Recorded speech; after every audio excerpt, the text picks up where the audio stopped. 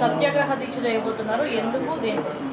ఈ నెల 8న ఫీజుల రియంబర్స్మెంట్ బకాయిలు 8,000 కోట్లు చెల్లించాలని, అదేవిధంగా జీవో నెంబర్ 9ను రద్దు చేయాలి, ఉపసంహరించుకోవాలని, పూర్తి ఫీజులు అంటే బీసీ విద్యార్థులకు ఇచ్చే ఫీజులు 10,000 ర్యాంకు ఉన్నది, ఆ నిబంధన తొలగించాలని, మొత్తం విద్యార్థులకు ఎలాంటి పాత విధానాన్ని కొనసాగిస్తూ ఈ స్కీమ్ను యథాతథంగా కొనసాగించాలని డిమాండ్ చేస్తూ ఈ నెల 8న సత్యాగ్రహ దీక్ష చేయడం జరుగుతుంది.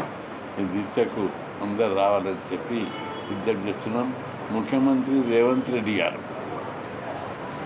ఈ స్కీమ్ పట్ల వ్యతిరేకత ఏదైతుందో అది మార్చుకోవాలని హెచ్చరిస్తున్నాం.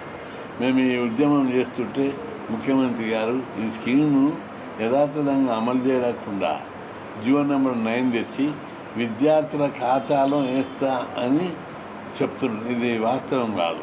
నువ్వు ఎన్ని రోజులు అధికారంలోకి వచ్చి 31 నెలలు గడుస్తుంది, అప్పటి నుంచి పైసలు ఇవ్వకుండా ఇప్పుడు విద్యార్థి ఉద్యమం ఉధృత స్థాయికి వస్తుంటే దాన్ని డైవర్ట్ చేయడానికి 350 కోట్లు ఇచ్చి ఈ 8,000 బకాయిలు ఉంటే 300 కోట్లు ఏములకు సరిపోతాయని నేను ప్రశ్నిస్తున్నాను. అంతేకాదు ఈ స్కీమ్ను రకరకాలుగా డైవర్ట్ చేయడానికి ప్రయత్నం. విద్యార్థుల ఫీజులు కట్టకపోతే కాలేజీలు ఎవరు కూడా అడ్మిషన్లు ఇవ్వరు. ఇప్పిస్తా అంటాడు. ఎట్టు ఇప్పిస్తావు? ఇప్పటిదాకా సర్టిఫికెట్లు కూడా ఇప్పి చాలా కాలేజీలలో కోర్సు అయిపోయి విద్యార్థులందరూ నానా అవస్థలు పడుతున్నారు. సర్టిఫికెట్ రాక ఆత్మహత్యలు చేసుకుంటున్నారు. విద్యార్థుల బాధలు, వాళ్ళ కష్టాలు చూడనికే చెప్పనికే తరం కాదు. అట్లాంటి బాధలలో విద్యార్థులు ఉంటే వాటి ప్రజా దర్బారు పెట్టి విద్యార్థులకు ఏం కష్టాలు ఉన్నాయి, సర్టిఫికెట్ ఎవరు ఇస్తలేరు, మీరు రండి నా దగ్గరికి అని చెప్పి మీరు ఒకసారి అడిగితే ఆ ప్రజా దర్బారు తెలుస్తుంది. ఒక్కరోజున నువ్వు ప్రజా దర్బారు పెట్టినావా? ప్రజల కష్టాలు ఎట్లా తెలుస్తాయి?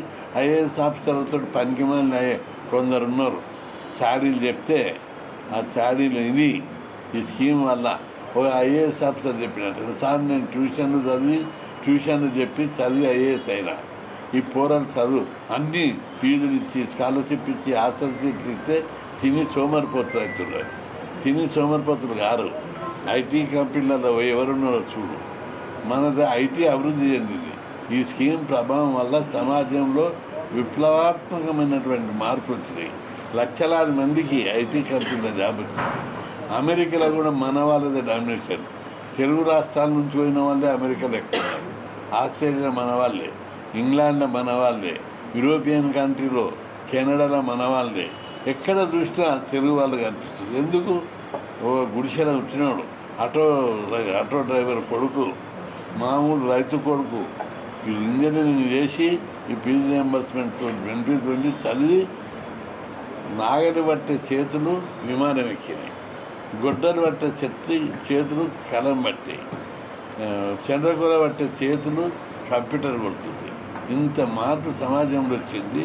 ఆ మార్పును జీర్ణించుకోలేక ఈ కొడుకులంతా చదువుకుంటున్నారు, లేబర్ దొరుకుతున్నారు, మనకు దొరల పొలాలలో పనిచేస్తూ దొరుకుతున్నారు అనే కుట్రపూరితంగా ఈ స్కీమ్ ఎత్తివేయాలని రకరకాల ఈ స్కీమ్ ఎత్తివేయాల్సిన అవసరం ఏముంది?